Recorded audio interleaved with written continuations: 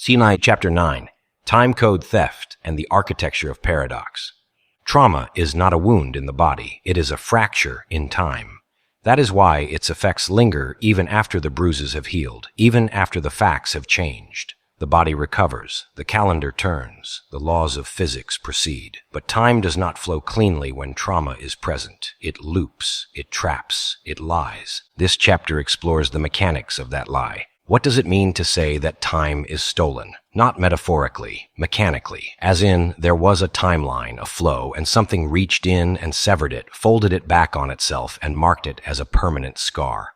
Let us return to the idea of the trigger. Triggers are not reminders. They are recall events that initiate re-entry into a previously coded temporal pocket. The pocket is still live, still operational, still dangerous, and the reason the trigger works, the reason it pierces our composure and throws us into confusion, is not because it reminds us of something that happened. It is because it calls our name. Let us pause there. The trigger calls your name, and there is almost nothing more difficult to ignore than your own name being called. The psyche is trained from birth to orient to that signal, even in a crowd, even in noise, even in a dream.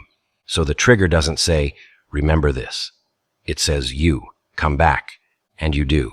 You wake up into the past, not metaphorically, not emotionally, but experientially, temporally. The architecture of the trap. Imagine time as a corridor.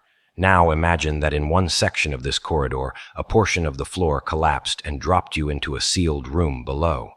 The room is still inside the structure. It even has a window. But the door locks from the outside. You can look out. You can shout, but you cannot rejoin the corridor. This is what trauma does to time. It constructs a sealed substructure where part of you gets stored. The rest of you keeps walking, pretending the path was never broken, but the break is real, and the part that fell is still in there. We call this time code theft. The traumatic event overwrites the timestamp of that corridor section with a persistent loop. It no longer evolves. It does not accept new information. It cannot be updated from the outside. It remains locked at 12:01 a.m. on the night it happened. You live your life. You grow. You change. You tell people you've healed. But when that trigger calls your name, that part of you wakes up inside that room, exactly as it was. No time has passed for it. Dimensional fusion. The moment of collapse. When the trigger hits, the sealed room reattaches to your current stream of time. This is not a simple memory surfacing. It is a dimensional fusion event. Two timelines, one that never progressed and one that has, merge violently. You feel disoriented. You question reality. You may even forget where you are.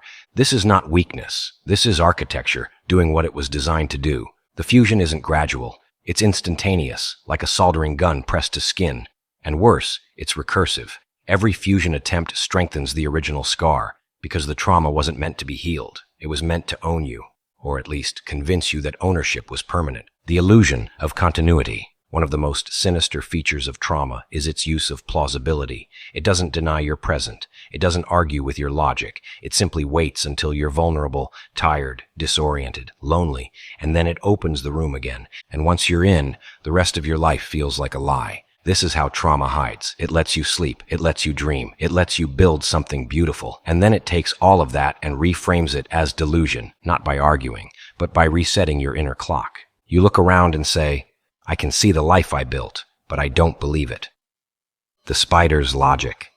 We return again to the image of the spider. It does not kill its prey. It paralyzes it, wraps it, stores it for later. That is what trauma does with you. And when the trigger calls your name, you are not waking up from a bad dream. You are the bug inside the web, waking up into the face of the thing that caught you. And it says, "Welcome back. You thought you escaped.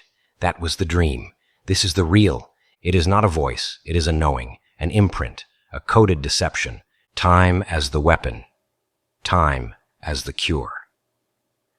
If time is the medium of injury, then time must also be the medium of intervention. The lie is this, that you can move forward while part of you remains behind. The truth is this, you can only move forward when all of you is present. The mission, then, is not healing in the therapeutic sense. It is rescue in the temporal sense. You must extract the part of yourself still caught in that sealed room. And that means we need tools, devices, protocols, sound-based, light-based, rhythm-based methods of resynchronization. Because this is not just an emotional problem, this is a temporal disorder, and it demands engineering. In the next chapter, we begin mapping those tools. We call them Audio-Based Time Disruption Units, ATDUs. The goal is not to soothe, it is to unsync the trauma loop, to jam the signal, to render the call of your name unrecognizable. Because if you cannot hear the call, you will not turn around, and if you do not turn around, you will not go back. That is the first step to freedom.